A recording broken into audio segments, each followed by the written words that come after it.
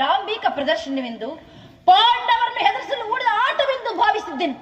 ನ್ಯಾಯ ನೀತಿ ಧರ್ಮಕ್ಕೆ ತಿಲಾಂಜಲಿಯನ್ನು ಕೊಟ್ಟು ಯುದ್ಧವನ್ನು ಏರ್ಪಡಿಸುವೆಂದು ಮಾತ್ರ ನಾನು ತಿಳಿದಿರಲಿಲ್ಲ ಕಂದ. ಯುದ್ಧವು ಕ್ಷತ್ರಿಯರ ಧರ್ಮ, ಯುದ್ಧವೋ ಮನುಷ್ಯನ ನಾಶ, ನೀತಿಯ ಮಹಾವಿಪ್ಲವ. ಈ ಜಗತ್ತನ್ನು ನಿರ್ಮಿಸಿದ ವಿಧಾತನು ಯುದ್ಧವನ್ನು ನಿರ್ಮಿಸಲಿಲ್ಲ. ಬೇಡ ಕಂದ, ಬೇಡ. ನಿನ್ನ ಗೃಹ ದ್ವಾರದಲ್ಲಿ ದರಿದ್ರ ಭಿಕ್ಷುಕೆಯಂತೆ ನಿಂತಿರುವ ಮೃತ್ಯು ದೇವತೆಯನ್ನು ನಿರಾಕರಿಸಿ ಶಾಂತಿ ದೇವತೆಯನ್ನು ನಿರಾಕರಿಸಬೇಡ.